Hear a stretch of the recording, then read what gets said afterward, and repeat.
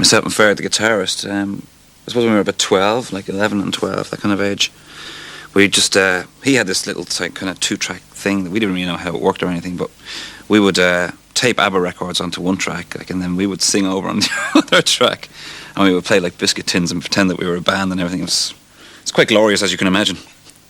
And as you know, small acorns tend to grow, so did we. And when we were 14, we actually got our first guitar, and Ferry took up the guitar, and that left me kind of redundant then, you know, because he took up the other track on the 2-track, so it was ABBA and him. So I then just started writing some words, and then just from there on. 9 long months you spent thinking of me. I think we always had a certain arrogance where we thought we had something, even when it was back to the days of doing the 2 tracks for that. But even then we thought, this is really good. But I thought it was, obviously later on we took it a little more seriously, and we thought, like, you know, Christ, it actually sounds like music, you know. And we just pursued it further. I mean, it was just a case of having nothing else to do, you know, and an interest in music. And it was either you're going to play sports or you're going to do music. It's one or the other, you know. So we just took the easy route and did music. I'll always be grateful. I'll always be grateful of you. It was at that time, I suppose, when people started taking us seriously, we really started taking ourselves seriously, you know. I mean, more seriously than I suppose you would have. I mean, because even though you're quite arrogant, there's a certain insecurity there as well. Like, you know, you have to be liked, you know. As soon as someone tells you you're great, well, then you're just unstoppable, you know. So, and then it just went from there, you know. If I had known then what I could have known now, I hate to patronize, even more I hate to criticize. So I'll always be grateful. I'll always be grateful. I'll always be grateful of you. Up to then, we wanted to just be a 4-piece, you know, rock band, like guitar, singer, bass and drums, and that was it, like, and try and make the most of that. But going into I'm the Greatest, we took on 2 new members as well. Like, we took on a backing singer and a keyboard player, which we were loath to do. It's the keyboard player. We had a real problem with this, and it was even like, it was the band, or like, there was numerous rows before it happened, but I won out eventually. And it was great, like, because keyboards just brought a new dimension to the whole thing. It was made within 3 weeks. It was like 6 days a week, and it was done. There you go, there's the package. Like 18 days, and like, no messing, you know. But so there, you work really hard, you get the whole thing done. It's really enjoyable as well. It's a far more creative process. Why do you treat me so cruel?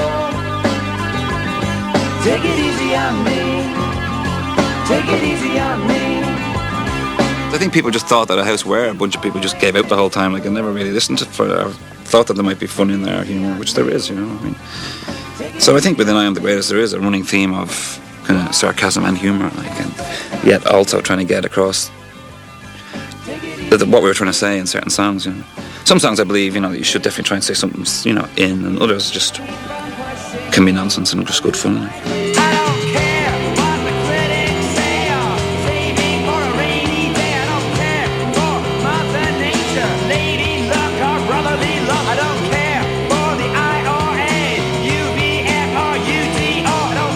It was a great time. We really thought, now we're on track and this is great, like, and we've got a great album behind us, and just people at the gigs, and this is what it should be about, like, this is what it's supposed to be. And then of course, you know, we got signed up again to another major label, and of course we got back into the slow lane, because now you're a successful band, and now the record company think that they're godlike, and they're just going to make you even more successful. So they make you spend 2 years writing and making an album. By the time which you get to release, everyone's forgotten you, and you're back at square one again.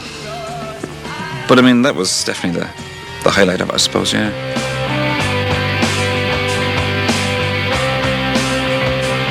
I don't think the house ever took themselves that seriously artistically, you know. We never went around thinking like,